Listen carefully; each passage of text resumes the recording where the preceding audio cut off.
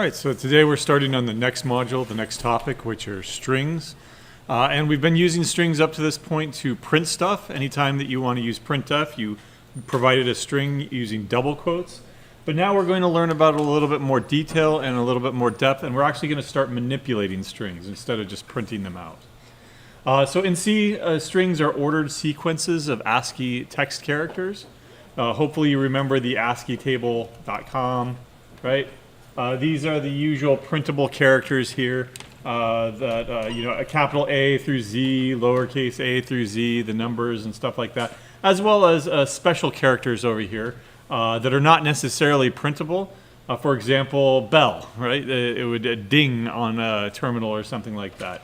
And then, of course, the end-line characters and the tab characters are also there as well. Okay, so those are they're all ASCII text characters. However, in C, strings are simply null-terminated character arrays. In other words, chars, right? So now that we've completed our discussion on arrays, all you have to do is take all that knowledge about how to create arrays and work with arrays and stuff like that, and now you can apply it to strings, because a string is nothing more than an array of characters. Instead of an array of integers or an array of doubles, then you have an array of characters, right? However, there is something different with an array of characters that is different than an array of integers or doubles. Excuse me. It must be null terminated. That is, if you've got a character, if you've got a string that says HELLO, hello, then at the end of that you have this special null terminating character, right? That's actually the first character in the ASCII text table over here, 0, which is null. Now, it's not the same null that you know of, right? In fact, it's very different than what you've been doing up to this point. It is not the same thing as /n or \n, right? These are all backslashes. The \n is an n-line character. That goes to the next character. And I think it's what? Is it 10, right? It has a value of 10 over here in the ASCII text table. It is not the null pointer that you're used to, right? When I say NULL, all uppercase, that is a memory address thing, right? That's different than the null terminating character. And it is not the same thing as the character 0, right? If I want to refer to the character 0, I would actually be referring to character 48 right here in the ASCII text table. That's completely different than this one up here, which is 0. So don't conflate the null terminating character with any of these three things, right? If you do not have that null terminating character, it is not a valid string in C, right? And things will go wrong. If you won't be able to call libraries functions on those strings if they're not properly null terminated. You won't be able to print them out. Sometimes it'll be a memory corruption. Sometimes you'll get away with it. All that undefined behavior that we've been encountering up to this point, right? Any operation that you perform on an invalid string, anything could go wrong, right? And if anything could go wrong, you need to plan for the eventuality that it will go wrong, right? So, to repeat, in C, all strings must be terminated with that null terminating character, period, right? If you do not have that, then you don't have a valid C program, right? All right, so like I said, in C, strings are simply arrays of characters. You can declare a string in the same way as you would declare an integer array. Right. Now let's go over to our CS50 IDE over here, and let's go ahead and create a message, right? So char message, right? Now that is a single character, right? But if I put in square brackets, now that is going to be a string, right? And you can immediately assign it to something. So let's just make our standard message here, hello world. There we go. How big is that string, by the way? I count 1, 2, 3, 4, 5 characters, 6 for the space, another 5 characters for world, and another for exclamation point here. So 12? Be careful. What's hidden at the end here that is not being, the string, yes, the string is going to have 12 characters. But what about the size of that array? How big is it? Because what's at the end here? that's not that is not being printed. It's that special character at the end of every string, which is null terminating character. Let's go ahead and put it into Python Tutor here and visualize it just to verify that in fact there are 13 characters or 13 spaces in this string right here. There we go. That's better. 0 through 12. Now when I go next, you see that it's filled out with hello world, but what's at the end here? That null terminating character. It's always going to be +1. So if you're allocating space for hello world with an exclamation point, how many characters do you actually need? You need 13. One more than what your string actually is to accommodate for that null terminating character. It's just something that you got to get used to, right? Now, I misspelled H there, right? Or I misspelled hello. In other words, I wanted it to be a capital H. How would I go about changing that to a capital H after I declared it? Well, it's an array, so how do I access individual elements in the array? And in this case, individual elements are single characters. So where is that lowercase h that I need to change? That's 0. Same indexing scheme as arrays. Do I set it to capital H like that? Careful. I want to set one character. Are double quotes single characters? Nope. Single quotes are single characters. If I did it the other way, it won't even compile. H, GCC demo, right?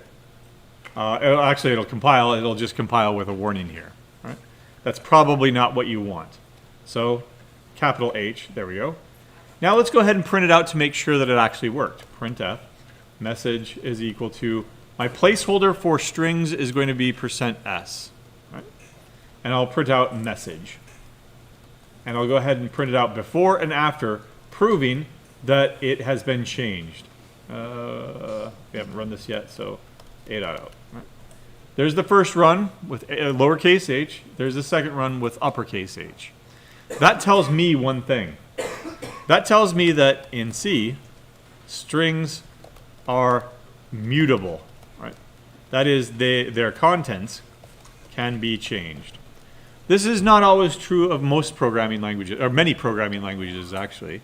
For example, in Java, once you create a string, you can't change its contents.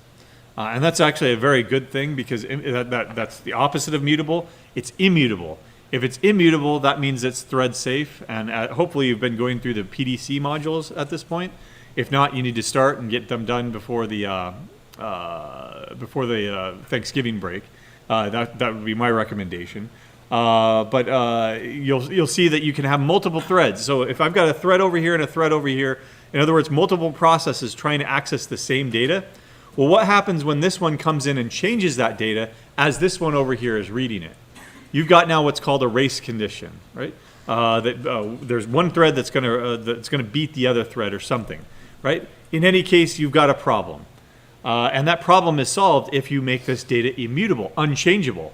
Now this thread can read this data, now this thread can read this data, but neither one of them can change that data, which is a good thing, right?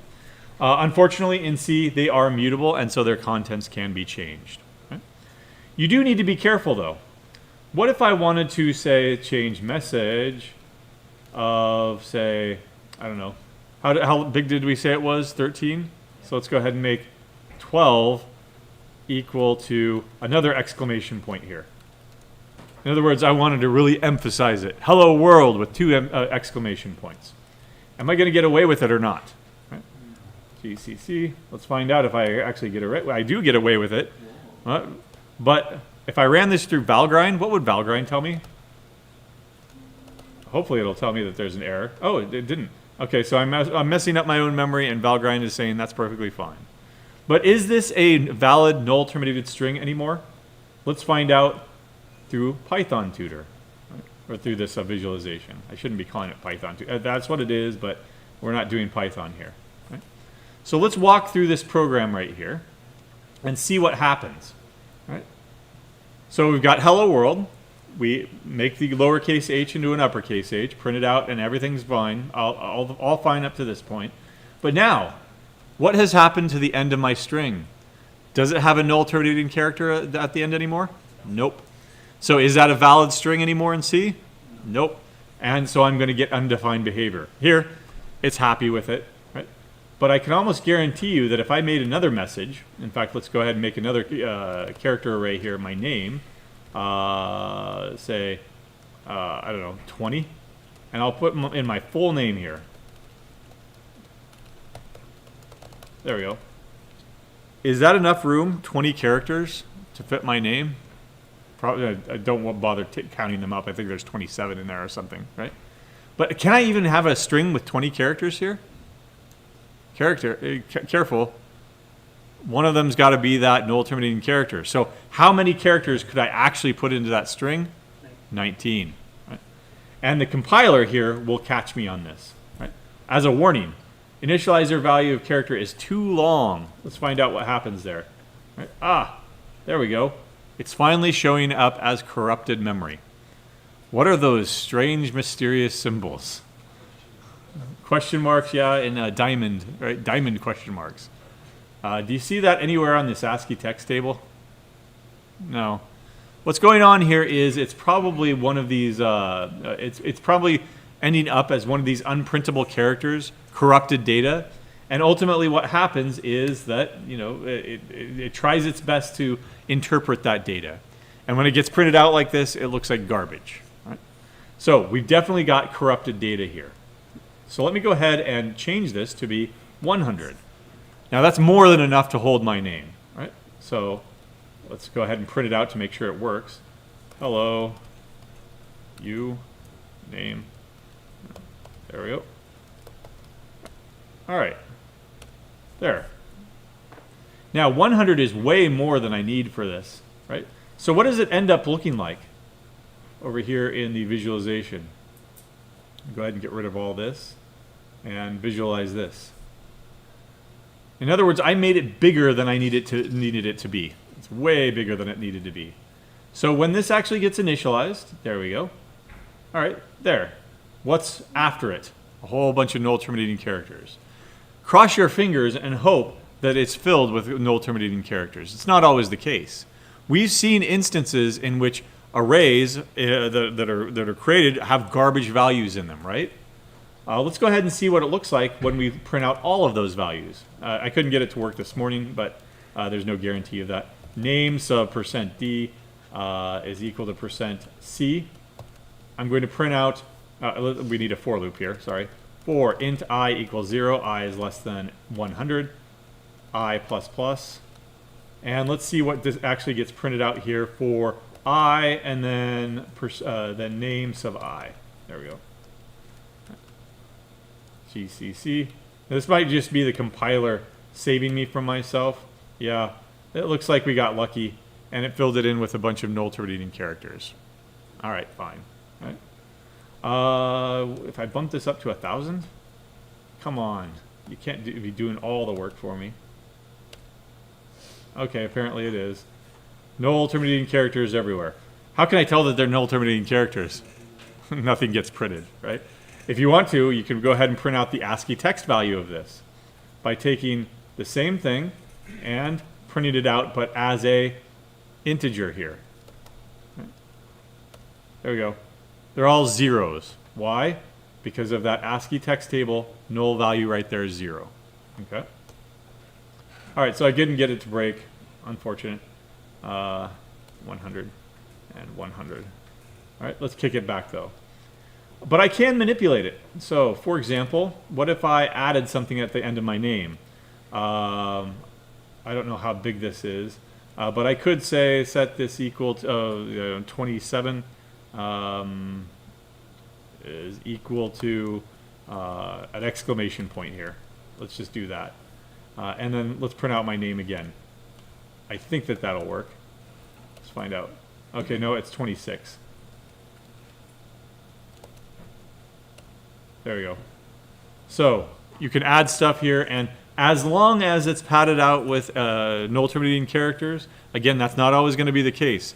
I can almost guarantee you that it won't be the case on CodePost. So don't do this. This is very dangerous. What if there weren't null terminating characters after it? Right? Then I would have to manually, sometimes you have to manually add the null terminator. Right? So this is going to be unsafe, but probably okay, right? And then sometimes you have to actually manually add the null terminating character in there. And to do that, it's going to be /0. Now wait a second, that's single quotes for single characters, right? But that is a single character. That \n, the backslash is an escape code. Or \0, excuse me. That backslash is an escape character that says no, not not 0, the character 0, but the null terminating character value like that.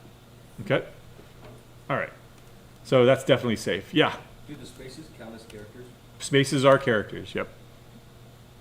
Yes. Yeah.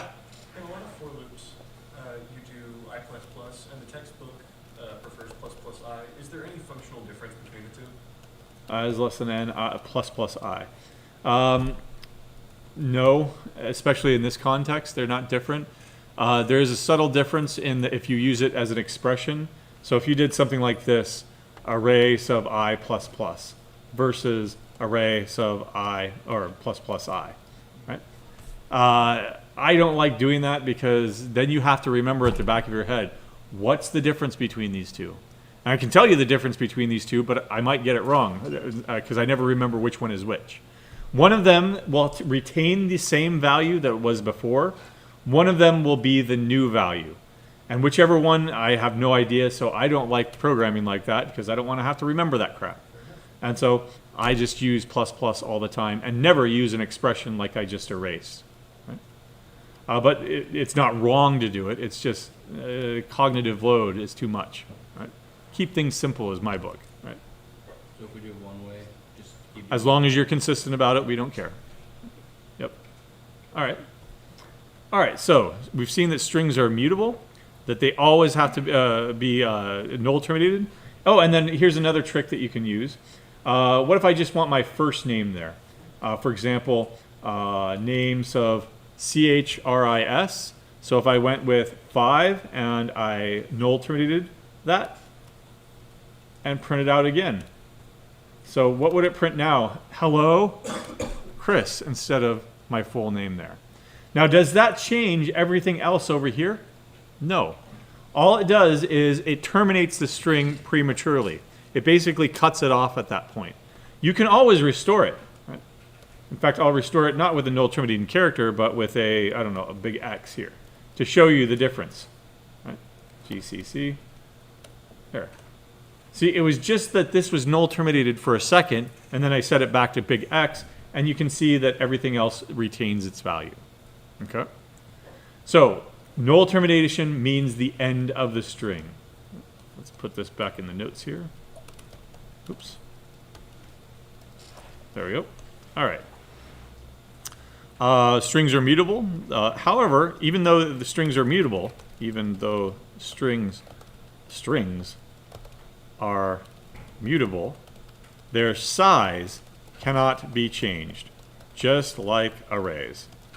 So if you've got something that you need to fit into a string, but there was only 100 characters there to begin with, right? It's of size 100. You can only ever fit a string of up to 99 characters, right? If you need something bigger, then that means that you need a new array, right? Not only that, but you cannot assign a string after it's been declared. Let me show you what I mean. So let's go ahead and go back to just this, right? And what I'll do is I'll make it a size 100, right? And get rid of all of this since it's already in the notes. Don't need any of that. All right, so I've made this more than big enough. I want to reset the message. Message should be equal to goodbye world. Right, there we go. And then I'll print it out again. This is what I want to do, but it's not going to let me do it. In fact, it's not even going to let me compile this. Because the assignment of expression of an array type cannot be done after, after it's been created, right? So this is not going to work, right? You cannot assign a string after you've declared it. So how do we do this? We need to bring in a library, right? The string library, which is, guess what, in string.h, provides many different functions that operate on strings. Right? It makes your life a lot easier. Right? So you don't have to reset each character, reset the first character, reset the second character, reset the third character. The first one that we're going to look at here is the copy function, and it's strcpy. Now that seems like a really stupid abbreviation. Str, yeah, okay, string. But ing, I mean, that's only 3 characters. Copy, you're taking out the O. That's only a savings of 1 character. But you got to remember that this stuff was created in the late 70s, early 80s. If you could save on 1 character when your hard drives were being measured in, say, kilobytes, then yeah, you did it, right? So they saved 4 characters on this thing, and wow, that is a big savings, especially if you're using this function over and over and over and over again.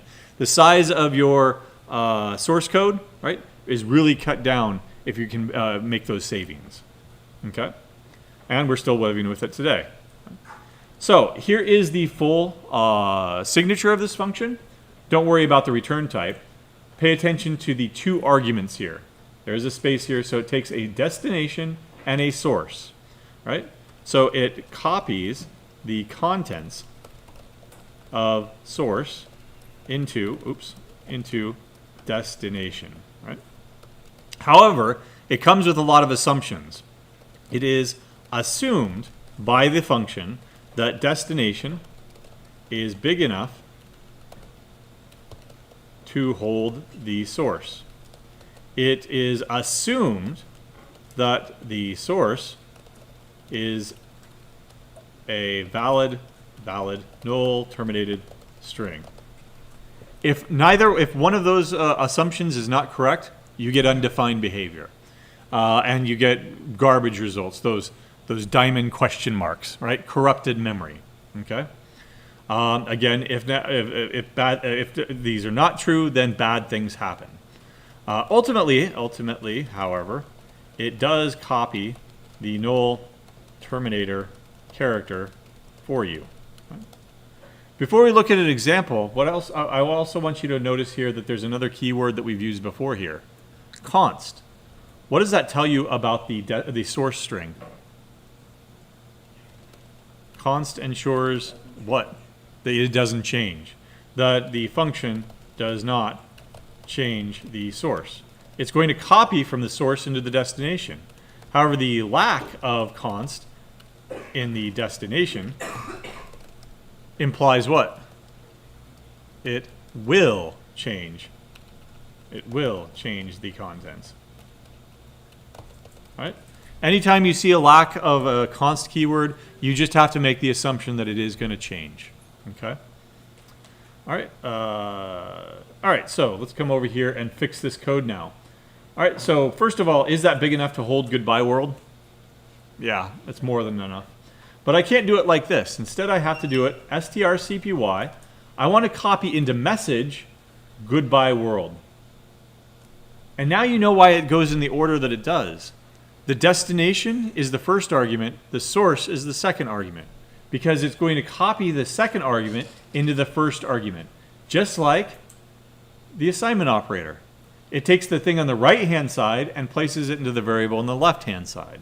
So it follows the same patterns here. Right? Invalid.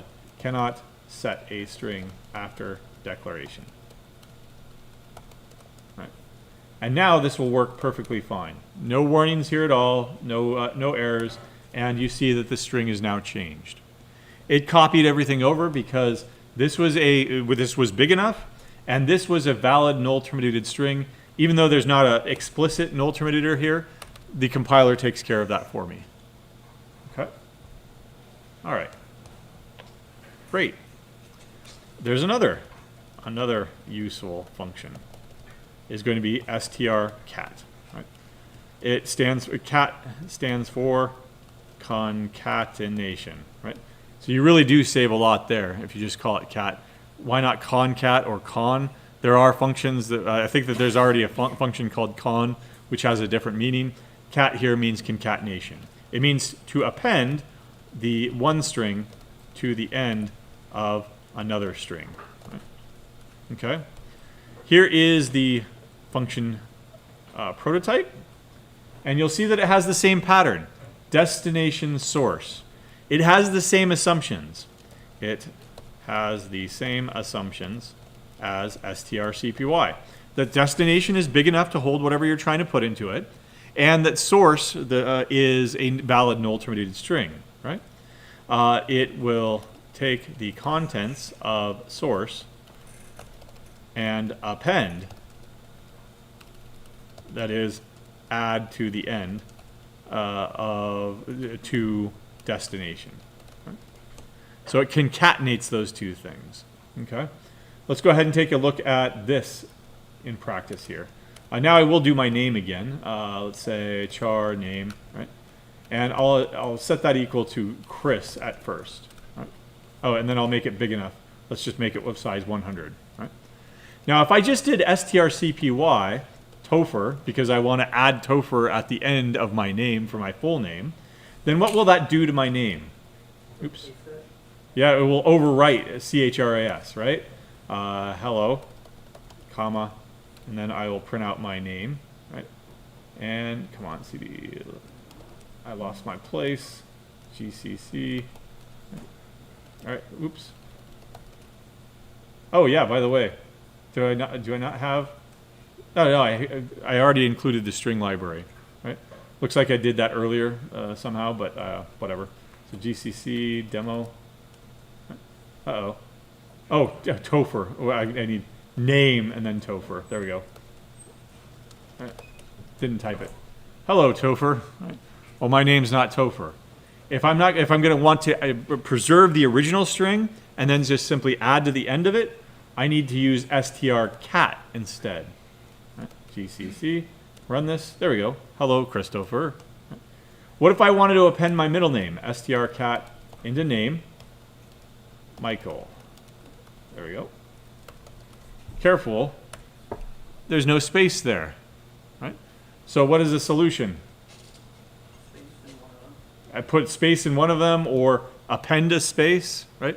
Well, wait, a space is that's just one character, right? So maybe if I did it like that, that's not going to compile, right? Or it will, but with a warning here, because that's a single character, a char, but, come on, get rid of that. But we're expecting a char star, a pointer to a character, which is going to be double quotes, okay? And there's that space there. Alternatively, I could have put a space right here or a space right here. Now it'll have 3 spaces, so I'll go ahead and get rid of those 2. Okay. So 2 very useful functions immediately that allow you to start manipulating strings. Okay. All right. All right. Dynamic strings. So static strings are fine. But say we have the same problems and limitations as static arrays. Right? That if you want to, like, say, store a novel, right, that has millions of characters, are you going to be able to do that on the stack? Remember that what the stack looks like over here. Right?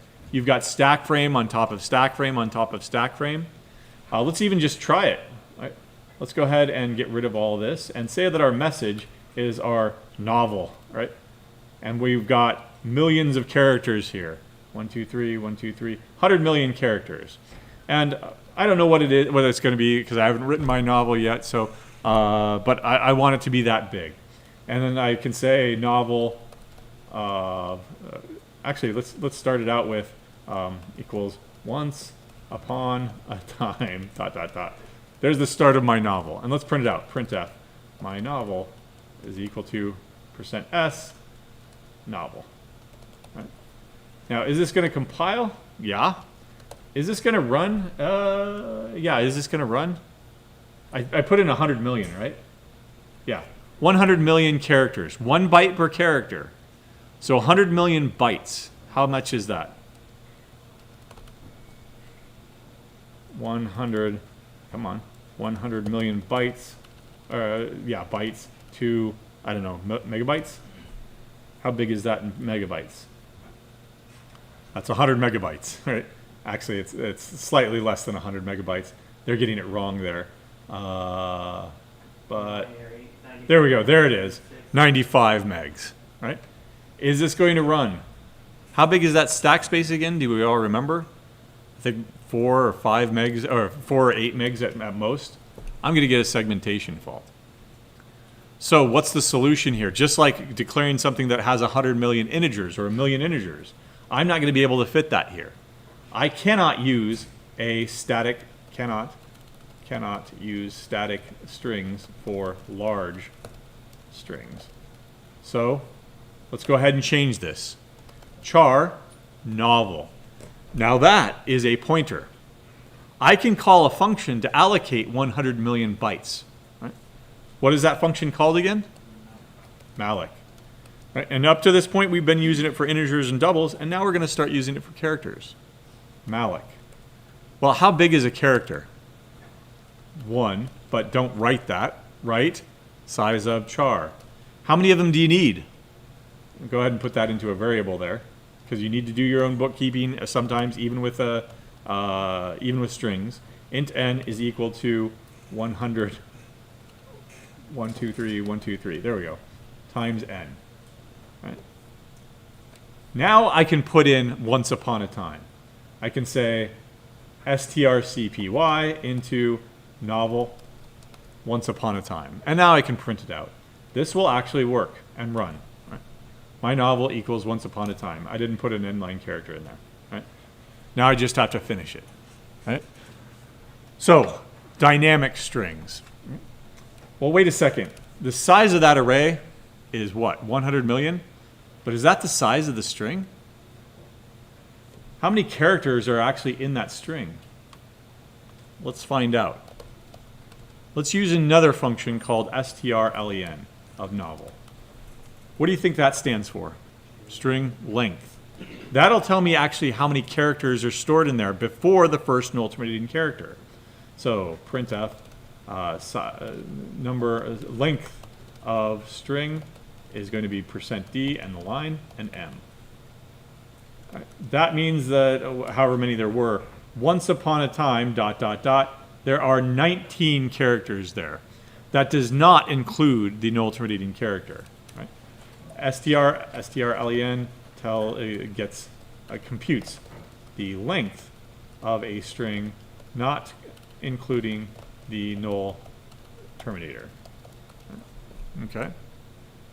So just as a really quick practice here, what if I had a string, char name, and I'll set that equal to, I'll set that equal to Chris Topher. There we go.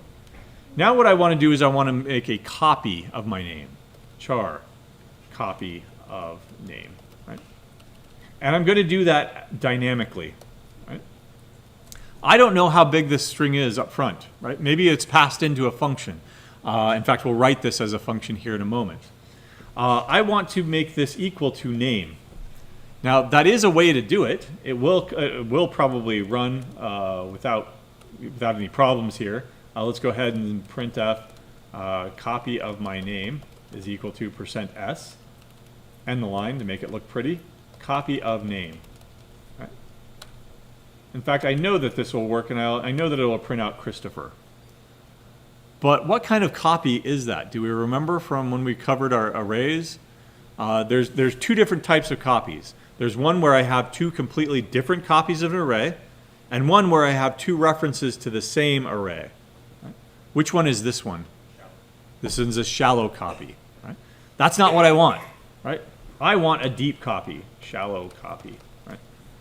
Because if I change my name up here to, say, C, no CH there, right? Then that means that it'll be changed for both.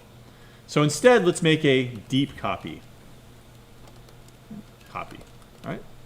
And so copy of name will be equal to a call to malloc. Char star malloc. Right? Now, how many do you want here? Well, 1, 2, 3, 4, 5, 6, 7, 8, 9, 10, 11, 12. All right, did I do that right? How many characters are in my name? I have no idea. 11? All right. Online character counter. Right. This already seems like a lot of work. Right. There must be a better way. There we go. That was a hash. There we go. Yep, they're 11. I should have trusted you. Right. But in general, I'm not going to trust myself to count them up or to estimate or anything like that. So how many characters do you actually want? strlen of name, right? Times size of char, right? There's still something wrong with that. Because if I go and use strcpy copy of name, right, there's going to be a problem there. Let me go ahead and run this and see if it works now. And if it does work, then we'll use a tool to see if it really did work or not. Oh, it worked. Right? It was a full deep copy, right? It worked on my machine until it moves to another machine and it doesn't work. Right? How can I tell that it's actually failing here? What was one of those tools that we covered in the previous weeks here? Valgrind. All right, there are actually 4 errors here. All right, one of those errors, 2 of those errors are going to be memory leaks, but one of those errors is going to be an illegal read, invalid read, and it results of this invalid write of size 1. 1. What should that be a huge red flag for? Right? You said 11, right? But is that enough to hold CHRISTOPHER? What do you need at the end? That one thing at the end that you need. A null terminating character. So anytime that you're doing something like this, you always need to add 1. Plus 1. Right? Because strlen, that will only count CHRISTOPHER. You need 1 more for that null terminating character. All right, and this will actually kick it down to, I think, only 2 errors, which are both memory leaks. We can go ahead and fix that by freeing the copy of name. And what else did I do? My novel. I'm not a novel writer. I'm never going to write a novel. I have no hopes of writing a novel either. There we go. All right. 0 errors at all because I've freed up all the memory. All right. You know what? That sounds like such a useful thing of being able to make a deep copy of a string. What should we do if we want to reuse this code over and over and over again? Should I go ahead and copy, paste, copy, paste, copy, paste, copy, paste? No. What's a better strategy? A loop, if you want to do it on like an array of strings, which we'll talk about maybe later. A function. Let's create a function that returns a new string, and it'll be, I don't know, deep string copy. Right? Just call it whatever you want, right? And it'll take a string, const char star s. Why did I make it const, first of all? Am I going to be making changes to your string? No, I'm going to be taking the contents and copying it over to this string and giving that back to you. All right? Well, wait a second. We just got done with arrays. Do I need to give you the size of that array? No, why not? We've got this other thing over here that does that for us. strlen. Cool. Right? Much better than, in some ways it's better than an integer array, because with an integer array, you have to do the bookkeeping yourself.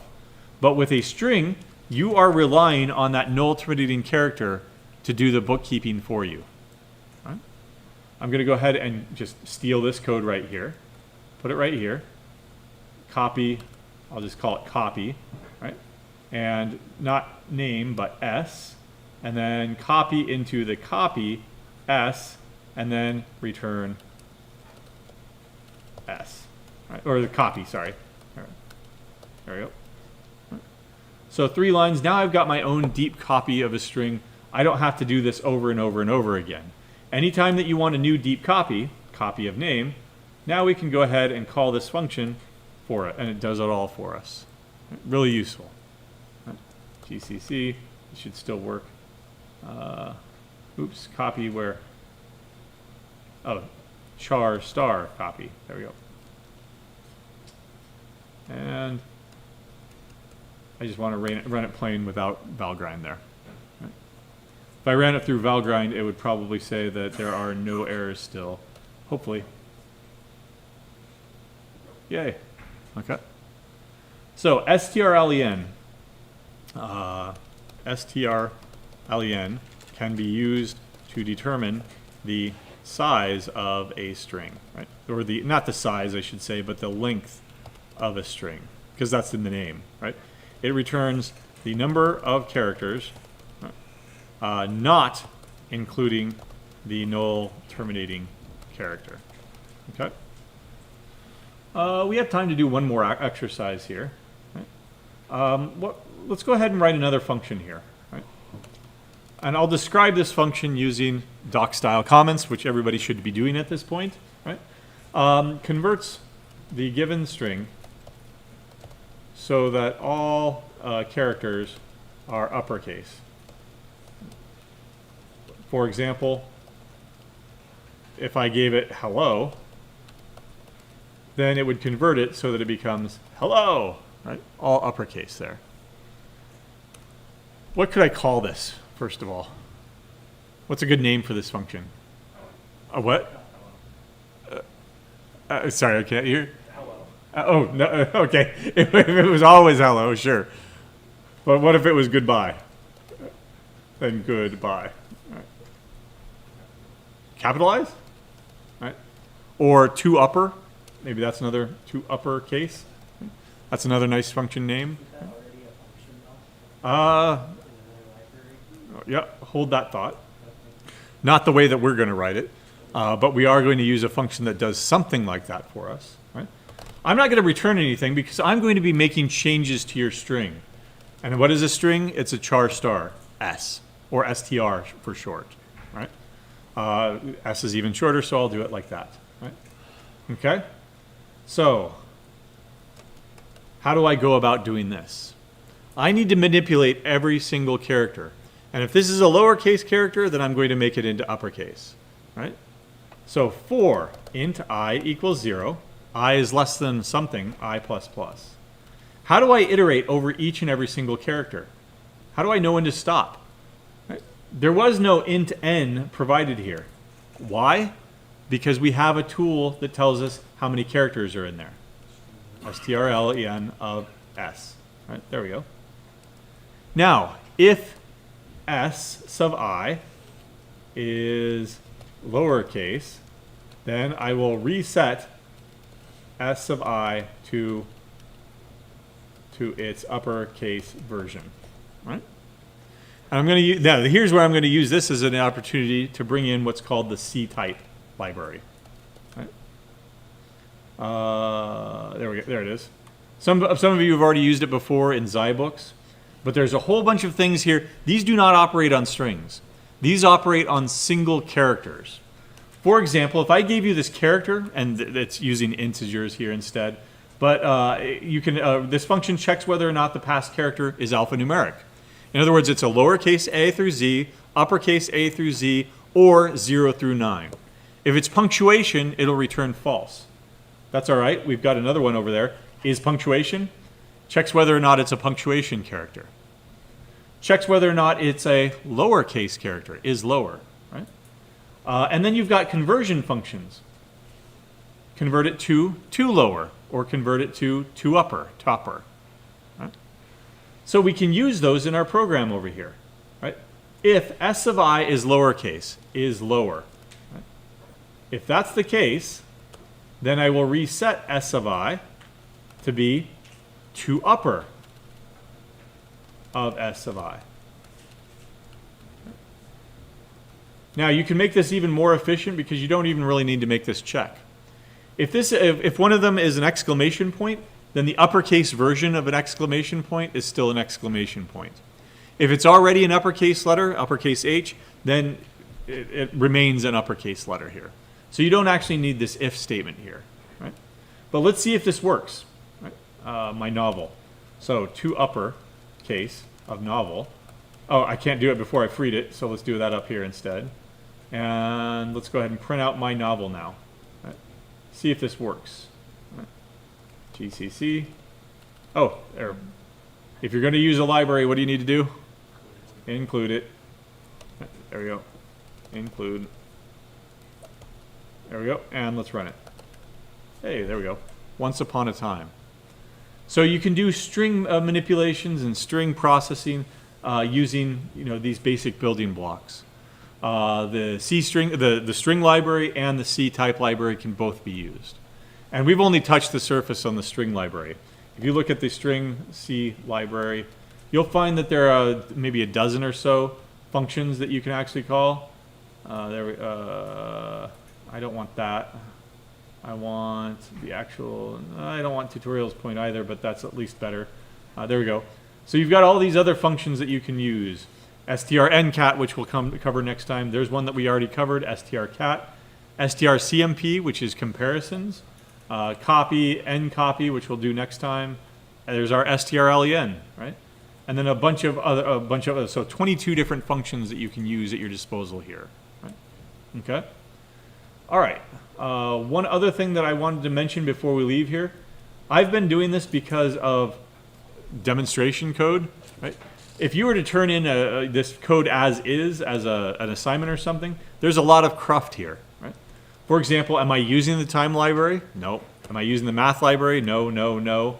Right? I'm not using any of those libraries. They should be removed. That's cruft, right? I've got my notes here that I won't erase this because I'm going to copy this over to the notes so that you have it.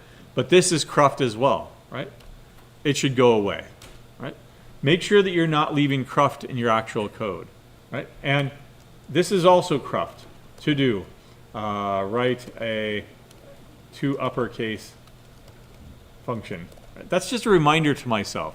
I've already done it. So if it's a to-do and it's done, what should happen? That should go away. Right? This is one of the most common errors that we've seen even in the exam up until this point. And people keep making those errors because they're not looking at our feedback in a code post. So if you've not been looking at our feedback in code post, make sure that you go back and start looking at that. Because we do give you feedback line by line of, you shouldn't be doing this. We're not going to take off points now, but in future we will take off points for this, et cetera, et cetera, et cetera. Right? So I'll make sure that you've got this in your notes so that I'm not going to erase this here. But otherwise, we'll do more string manipulation and string processing on Wednesday after your lab.